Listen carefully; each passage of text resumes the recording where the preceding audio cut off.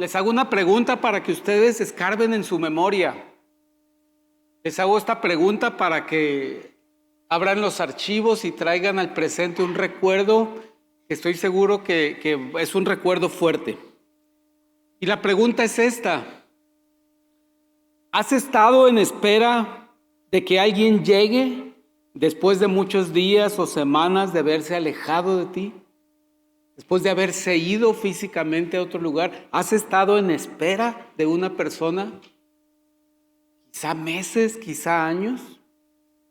Recuérdalo, recuerda en tu vida cuál es esa situación. ¿Qué actitud tenías mientras esperabas a esa persona? ¿Qué actitud tenías cuando se acercaba el regreso de esa persona o de esas personas? ¿Cómo te preparabas ante el regreso de esa persona? ¿Qué planeaste? ¿Qué provisiones tomaste para ese momento importante del regreso de estas personas o personas? Vamos a meditar en esto porque la iglesia está en esta situación actualmente. Está a la espera de que regrese su Señor, que regrese el esposo de la iglesia, el Señor Jesucristo.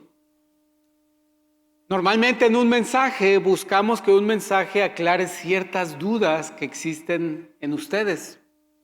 Este mensaje es diferente porque mi esperanza, mi expectativa es que ustedes salgan de aquí con más dudas de las que tienen en este momento acerca del regreso del Señor Jesús. Pero ese era exactamente el objetivo de las parábolas, que las personas se quedaran, ¿y eso qué significa? ¿Y por qué dijo eso? ¿Y qué sentido tiene esa parábola? Digamos que este mensaje busca que despertar en ustedes el interés por buscar en su palabra cuál es la actitud correcta y qué espera el Señor de nosotros mientras nosotros esperamos su regreso.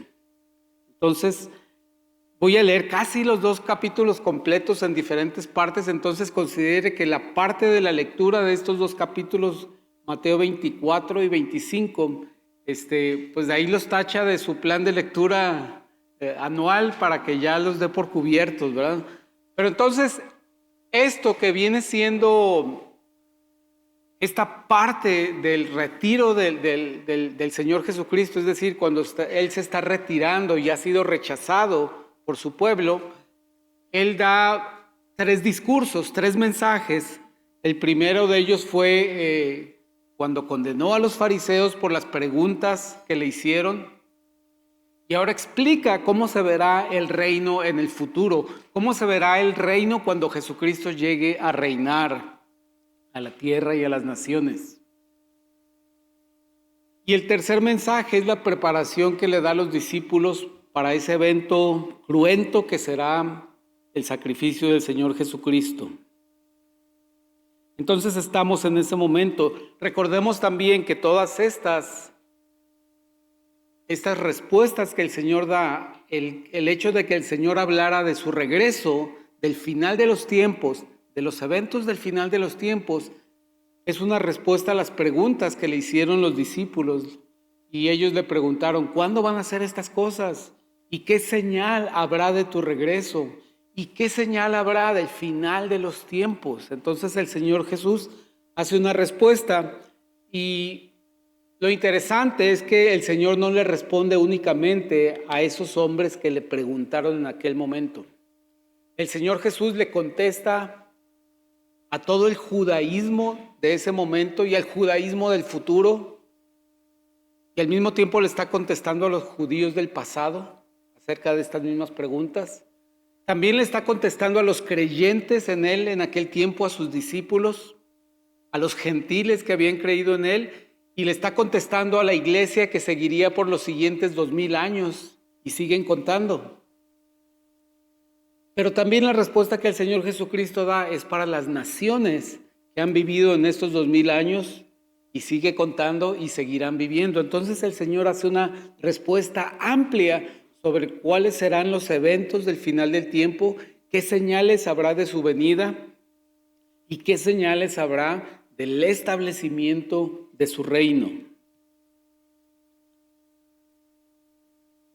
Por eso tenemos este título: Cristo habla a los judíos, a la iglesia y a las naciones acerca del final de los tiempos. Cuando nosotros leemos la palabra de Dios, es muy fácil seguir la guía que nos indican los nombres de los libros y los números de los capítulos. Eso es lo básico. Avanzamos en la lectura de la Biblia viendo los nombres de los libros y los números de los capítulos. En algún momento le pusieron número a cada frase, a cada versículo, y eso también nos ayuda a ubicar un pasaje de la Escritura. En este caso, cuando hablamos de esta enseñanza del final de los tiempos, estamos hablando de los capítulos 24 y 25 del Evangelio de Mateo. Son estas dos hojas, son estos dos tratados, estos dos capítulos. Pero una vez que los estamos leyendo, nos damos cuenta que incluyen diferentes temas. Estos capítulos 24 y 25 cubren diferentes temas que son los títulos que tienen los diferentes segmentos de cada capítulo. Y vemos que hay una predicción de la destrucción del templo. Jesús detalla los señales antes del fin de los tiempos. Habla específicamente de su regreso y después le habla 3 parábolas para la iglesia y les dice, ustedes van a ser como prometidas vírgenes que esperan a su esposo. Ustedes van a ser como administradores de un dinero que se les fue confiado. Ustedes van a ser como... La otra parábola tiene que ver con los servidores fieles, ¿verdad? Y también habla de cómo va a juzgar a las naciones cuando el Señor regrese. Entonces, podemos pasar de capítulos a temas, pero cuando leemos y estudiamos y entendemos lo que dice la palabra de Dios, nosotros estos temas los simplificamos para aplicarlos de una manera práctica. Los simplificamos para aprenderlos de una manera más conveniente y sencilla. Entonces, estos mismos 6 temas realmente son solamente tres enseñanzas básicas. Y son las que les comenté. Estas enseñanzas son: ¿qué tenía que ver el regreso de Jesucristo con la nación de Israel? Y Él les explica qué significa que Jesucristo, el Mesías, regrese para la nación de Israel. Segundo, ¿qué significa el regreso de Jesucristo a la tierra para la vida de la iglesia? Y el Señor lo explica a través de estas 3 parábolas. Finalmente, ¿qué significa el regreso de Cristo para las naciones, para el público en general, para la gente que no le conoce, para los no creyentes? Entonces, todo tiene que ver con el retorno de Cristo, pero hay 3 públicos que están esperando escuchar porque su situación es muy diferente. Entonces, eso es lo que tenemos en estos 2 capítulos. Afortunadamente, la primera parte, el regreso de Cristo y la nación de Israel, ya lo vimos hace 3 semanas, porque hablamos de estos 4 eventos que describe el capítulo 24, el principio de los dolores, porque va a ser doloroso para la nación de Israel este regreso de Cristo, por tanto le rechazaron. Y todavía la mayoría del judaísmo rechaza al Señor Jesucristo como su Mesías. Segundo, va a haber una serie de sucesos que van perfilando el final de los tiempos, que va dando la pauta a que ya no hay una época de paz, ya no hay una época de prosperidad, ya no hay una época de salud, sino que se perfilan el final de los tiempos. Después va a haber un periodo de 7 años que la Biblia le llama la gran tribulación, la gran aflicción, especialmente para el pueblo de Israel, para los judíos de aquel tiempo. Y después va a haber un periodo después de la tribulación, que es un reinado de 1000 años de Jesucristo, junto con Israel y junto con los creyentes de su iglesia. Pero estos son lo que concierne específicamente a Israel en relación a la venida del Señor. No significa que no deba de interesarnos, pero es principalmente para darle cumplimiento a cosas que prometió a Israel y expectativas que le dio a Israel. Esas expectativas el Señor las termina dando unas advertencias a Israel y las empieza a narrar a partir del versículo 32, cuando dice: de la higuera aprended la parábola. Cuando ya su rama está tierna y brotan las hojas, sabéis que el verano está cerca. Así también vosotros, cuando veáis todas estas cosas, conoced que está cerca, a las puertas. Pero del día y la hora nadie sabe, ni aun los ángeles de los cielos, sino solo mi Padre. Mas como en los días de Noé, así será la venida del Hijo del Hombre.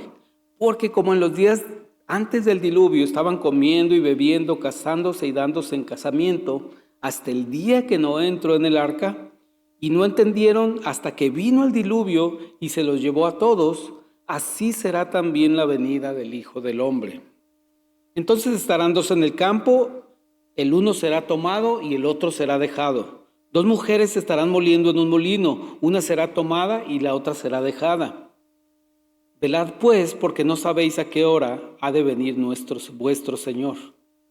Pero sabed esto, que si el padre de familia supiese a qué hora el ladrón habría de venir, velaría y no dejaría robar su casa.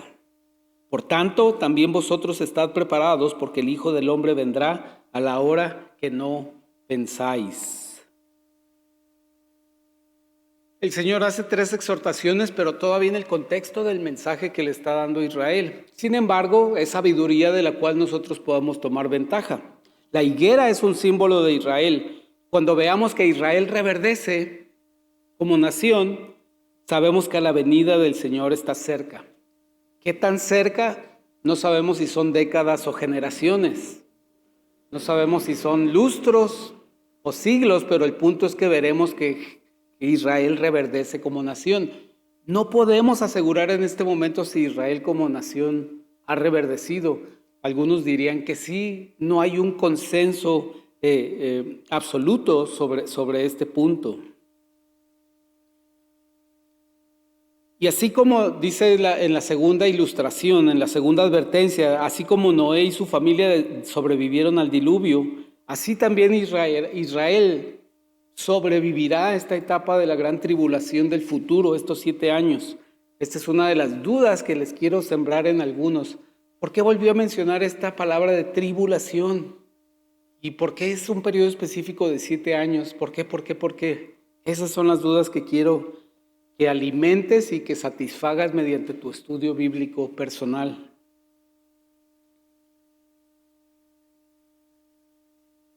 Dice también que será el juicio de Israel, que uno de ellos será tomado, llevado al cielo y otro será dejado. Recuerden, estamos hablando de este tiempo de la tribulación.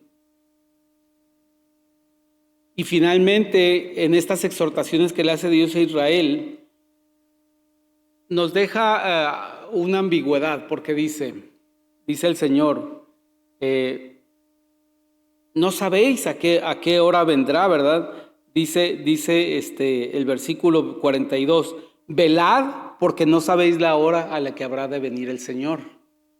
Nos está dando la instrucción, velad, está vigilante, está al pendiente porque no sabes la hora. Pero por otro lado, en el versículo siguiente dice, pero si el padre supiere a qué hora viene el ladrón, dice, velaría. De todos modos estaría velando. Es decir, si no sabes la hora, tienes que estar velando. Pero si sí sabe la hora, de todos modos va a estar velando porque sabe la hora a la que viene. El mensaje aquí, hay que estar vigilantes. Y la pregunta que cada creyente debe contestar es ¿cómo me pide Dios que yo vigile su regreso? ¿Cómo me pide que yo esté al pendiente? Como padre de familia, ¿cómo debo de esperar? Como hijo, ¿cómo debo de esperar? Como pastor, ¿cómo debo de esperar? Y esa es una labor personalizada, entender cómo es esta vigilia, estar velando por la venida del Señor. Después de estas 3 exhortaciones, el Señor habla específicamente para la iglesia acerca de su regreso. Y supongo yo que la responsabilidad que el Señor Jesús le ha dado a la iglesia es muy grande porque estas parábolas son muy duras.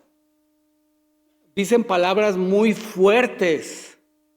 Uno pensaría que cuando el Señor está hablando de su regreso, todo lo que Él diga va a ser como el preámbulo a un gran abrazo para darnos a nosotros su iglesia.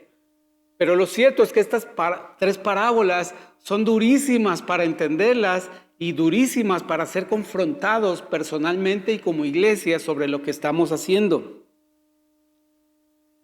Estas 3 parábolas se refieren a la iglesia como esposa en el momento que Cristo regrese.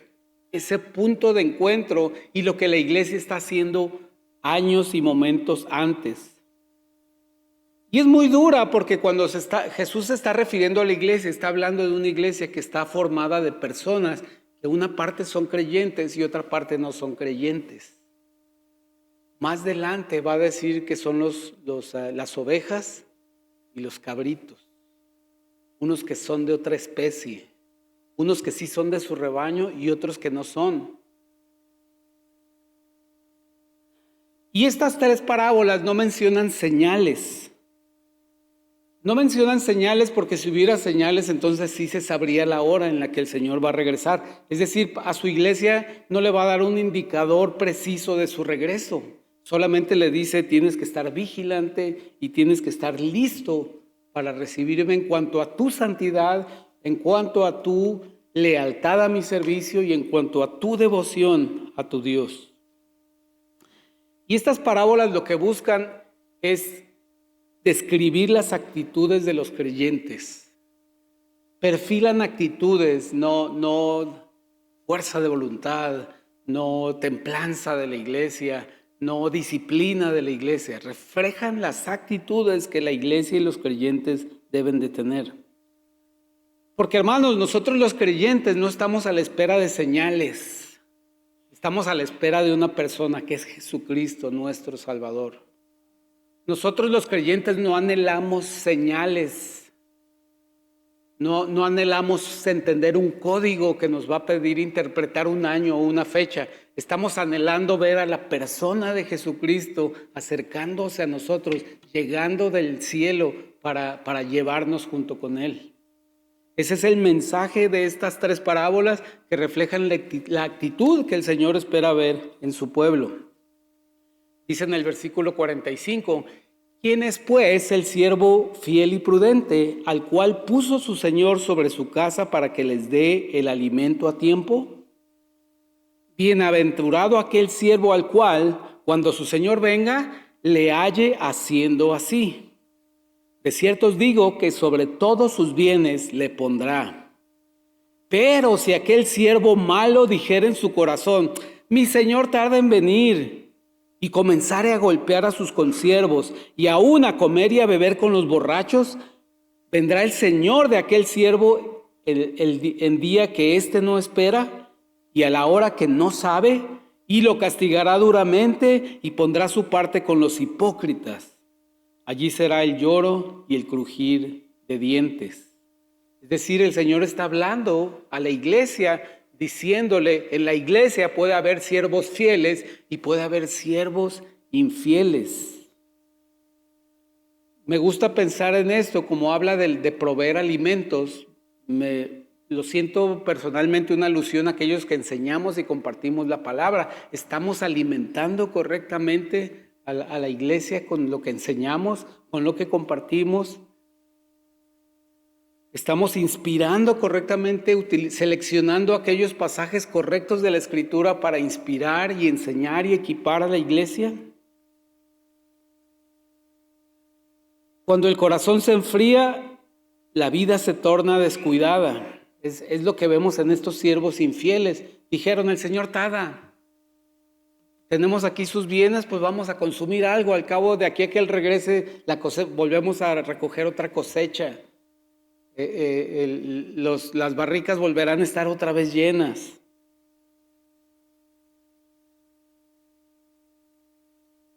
Pero viene esta palabra que dice, lo castigará duramente. ¿Por qué? Porque la vida mundana comienza cuando nos olvidamos de que Cristo regresará. O pensamos que su venida tardará mucho, ¿no? Pero el Señor dice que castigará duramente, y eso dice el versículo 51. Se trata de la disciplina que Cristo ejercerá sobre los siervos infieles cuando regrese para dar a cada uno su recompensa. No nos equivoquemos, ningún verdadero creyente irá al infierno. Ningún verdadero creyente irá al infierno, porque dice Juan 5:24, de cierto os digo, el que oye mi palabra y cree al que me envió, tiene vida eterna y no vendrá a condenación, mas ha pasado de muerte a vida. Sin embargo, lo que sugiere este pasaje es que cuando el Señor venga y vea que hay siervos fieles e infieles, a los fieles les dirá: oye, qué bien hiciste, te pondré a cargo de todos mis bienes. Pero al infiel le dirá: tú no tienes recompensa. Tu recompensa es ser clasificado junto con los hipócritas. Es decir, no hay recompensa, y aparentemente el sufrir la pérdida de recompensa es una disciplina dura para los creyentes. No significa que lo va a enviar al infierno, al siervo infiel. La pérdida de recompensa será una experiencia muy dura para el creyente, aunque sea salvo. Esta parábola nos exhorta a servir con fidelidad a Cristo, esperando y preparándonos cada día para su venida. Porque si servimos para agradar únicamente a las personas que están a nuestro alrededor, o lo hacemos para obtener una ganancia personal, perderemos la recompensa. Por eso tenemos que mantenernos mirando arriba a nuestro Señor, mirándolo como un Señor que está en un trono en los cielos, pero como un Señor que bajará de ese trono para regresar por nosotros. Dicen entonces en el capítulo 25, entonces el reino de los cielos será semejante a 10 vírgenes que, tomando sus lámparas, salieron a recibir al esposo. 5 de ellas eran prudentes y 5 insensatas.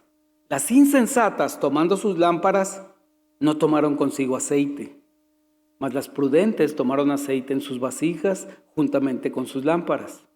Y tardándose el esposo, cabecearon todas y se durmieron.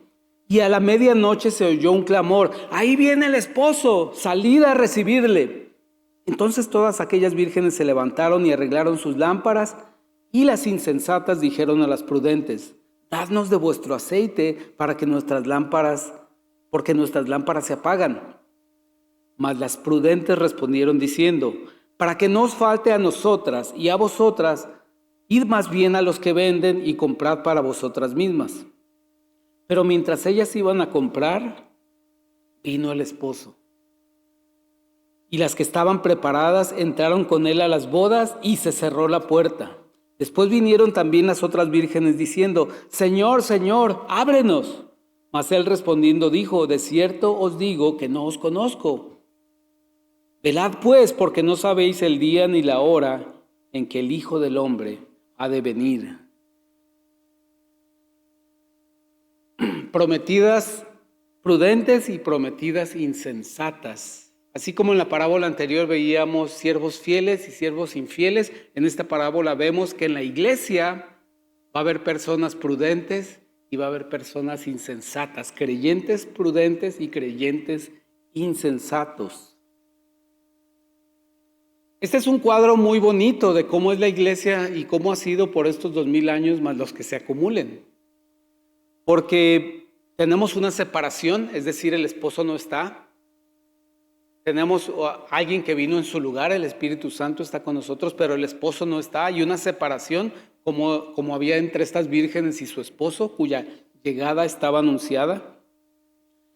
Tenemos una iluminación, unas lámparas, un testimonio que da luz para nosotros mismos caminar, pero también iluminar el camino de los que están cerca de nosotros.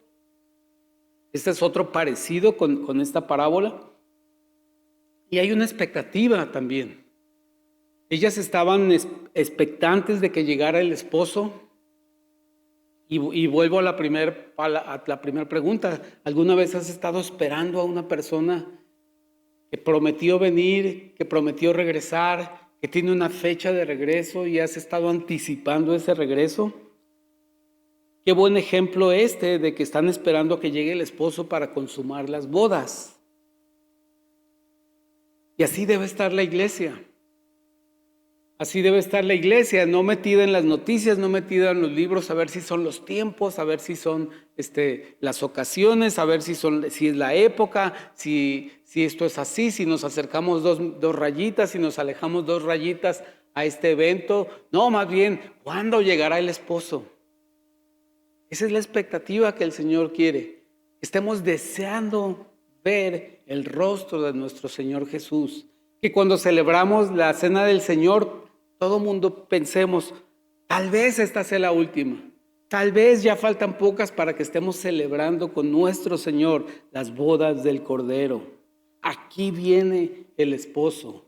Qué emocionante cuando a la iglesia le digan eso. Cuando a una iglesia en el futuro, 10, 100, no sé cuánto, pero le digan, ya viene el esposo. Viene el Señor por su iglesia. Tercer parábola que el Señor le habla a los creyentes, a la iglesia, dice, porque el reino de los cielos es como un hombre que yéndose lejos llamó a sus siervos y les entregó sus bienes. A uno dio 5 talentos y a otro 2 y a otro 1, a cada uno conforme a su capacidad. Y luego se fue lejos. Y el que había recibido 5 talentos fue y negoció con ellos y ganó otros 5 talentos. Asimismo el que había recibido 2 ganó también otros 2. Pero el que había recibido 1 fue y cavó en la tierra y escondió el dinero de su señor. Después de mucho tiempo vino el señor de aquellos siervos y arregló cuentas con ellos.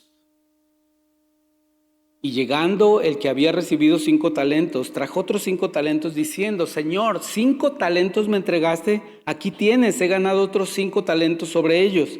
Y su señor le dijo, buen siervo y fiel. Sobre poco has sido fiel, sobre mucho te pondré. Entra en el gozo de tu señor. Llegando también el que había recibido 2 talentos, dijo, Señor, 2 talentos me entregaste. Aquí tienes, he ganado otros 2 talentos sobre ellos. Su señor le dijo, buen siervo y fiel. Sobre poco has sido fiel, sobre mucho te pondré. Entra en el gozo de tu señor. Pero llegando también el que había recibido 1 talento, dijo, Señor, te conocía que eres hombre duro, que ciegas donde no sembraste y recoges donde no esparciste, por lo cual tuve miedo y fui y escondí tu talento en la tierra. Aquí tienes lo que es tuyo.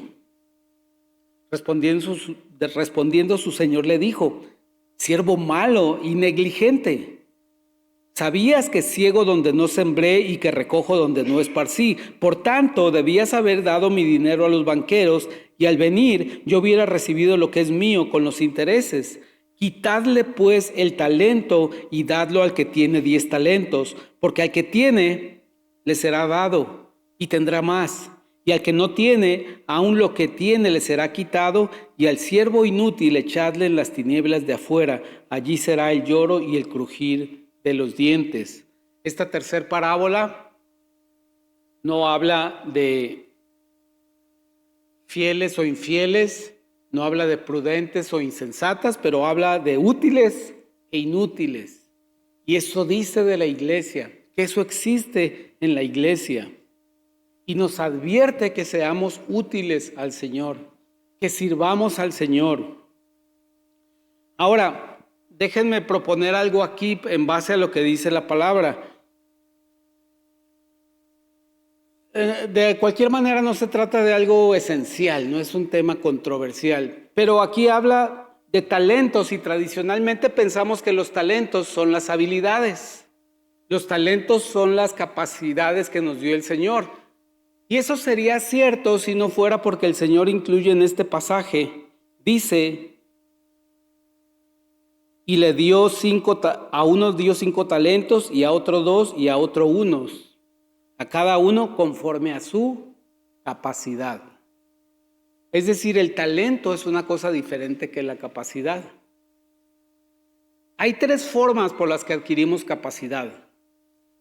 Nacimos con esa capacidad, esa personalidad, así está dada por herencia de nuestros padres.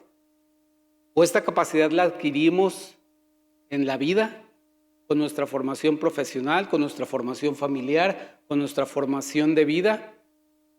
O esa capacidad nos la dio el Señor sobrenaturalmente cuando vino el Espíritu Santo a nuestra vida, cuando nos arrepentimos y creímos en Él. Eso es lo que forma capacidades en la persona. No está mal si les decimos esas capacidades, talentos. Pero lo que les propongo es que veamos los talentos más bien como las oportunidades que el Señor nos da de utilizar esas capacidades. Es decir, de estos 3 administradores, a uno le dio una oportunidad de usar su capacidad, a otro le dio 2 oportunidades de utilizar esas capacidades, a otro le dio 5 oportunidades de utilizar esas capacidades. Es como cuando dice el Señor ha creado buenas obras para que andemos en ellas. Entonces, ¿cuántos talentos te ha dado el Señor? ¿Cuántas oportunidades de servirle te ha dado el Señor? Pienso que nos has dado muchas. Pienso que continuamente el Señor cada día nos da una oportunidad o muchas de servirle en un acto sencillo, porque dice de acuerdo con sus capacidades. No todos tenemos diferentes capacidades, ni en calidad ni en cantidad, pero el Señor nos da las oportunidades para servirle y para cumplir sus planes. Y eso es lo importante de esto. No se trata de trabajar duro para complacerle, sino el principio, lo dice el versículo 29, al que se le da mucho, se le exige mucho. ¿Y nosotros cuánto hemos recibido? Todo, el reino de los cielos, la vida eterna, en tiempo, en calidad, en abasto. Lo que el Señor nos ha dado es mucho, y por eso Él demanda de nosotros un servicio perfecto, que Él mismo nos equipa para dar este servicio. Solo busca nuestra fe para poder servirle. Si hiciéramos un resumen de estas 3 parábolas, vemos que las personas, en este caso era un grupo de 10 prometidas, de 10 vírgenes que representan a la iglesia, y en los otros 2 casos son personas que sirven en la iglesia. ¿Qué actitud esperaba Dios? Que fueran prudentes las 10 de ellas y estuvieran preparadas, que los siervos fueran fieles a su servicio y que los siervos fueran útiles en lo que hacen. Pero vimos que lo que el Señor estaba encontrando, que había imprudencia, infidelidad e ineptitud. Pero tenemos la oportunidad de desarrollar esta actitud, de tener fe en que el Señor puede lograr en nosotros esta actitud de prudencia, de fidelidad y de utilidad. Hermanos, voy a dejar el regreso, lo que el Señor le dice al mundo, a las naciones, cuando Él regrese, lo voy a dejar para el siguiente mensaje. Porque es importante, esto es la parte que más dudas va a generar, pero es importante que lo veamos con una mente fresca y teniendo la capacidad de procesar todo lo demás. Porque el Señor ya nos dio mucho que pensar al hablarnos de estas 3 parábolas. Al decirnos que estamos en riesgo de ser infieles a nuestra lealtad al Señor. Estamos en riesgo de ser inútiles con las capacidades y las oportunidades que el Señor nos ha concedido. Y estamos en riesgo de ser imprudentes al no estar preparados para que el Señor regrese y podamos recibirle. Oremos entonces para terminar este mensaje y terminar el servicio, hermanos. Padre bendito, gracias, Señor. Te pido que se ponga de pie, por favor, hermano, para despedirnos.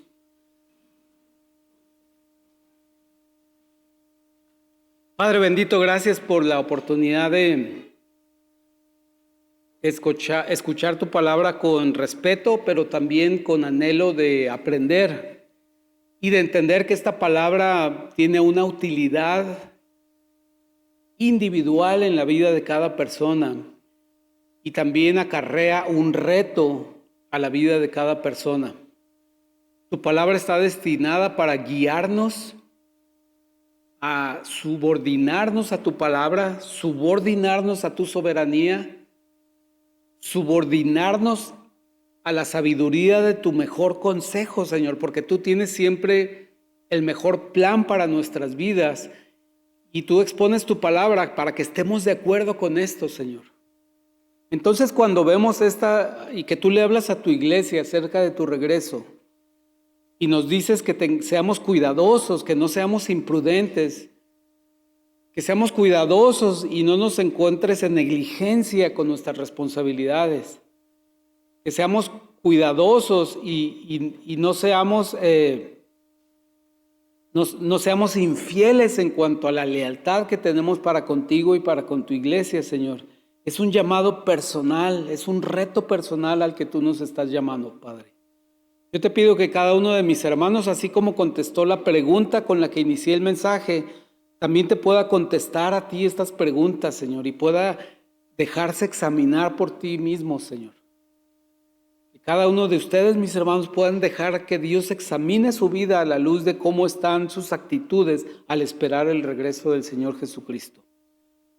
Bendícenos, Señor, en este tiempo. Bendícenos ahora que nos disponemos a regresar a nuestras casas, a nuestra vida familiar, mañana a nuestros trabajos, a nuestras escuelas, a esos lugares, a esos talentos, a esas oportunidades que tú nos estás dando para utilizar las capacidades que nos has dado. Y estas capacidades solo apuntan a una cosa, que compartamos el nombre del Salvador Jesucristo a toda persona que lo necesita, porque su alma y su vida están en peligro de condenación eterna. Danos esta conciencia y afirma este propósito en nuestras vidas, Padre. En Cristo Jesús te bendecimos. Amén. El Señor les bendiga, hermanos.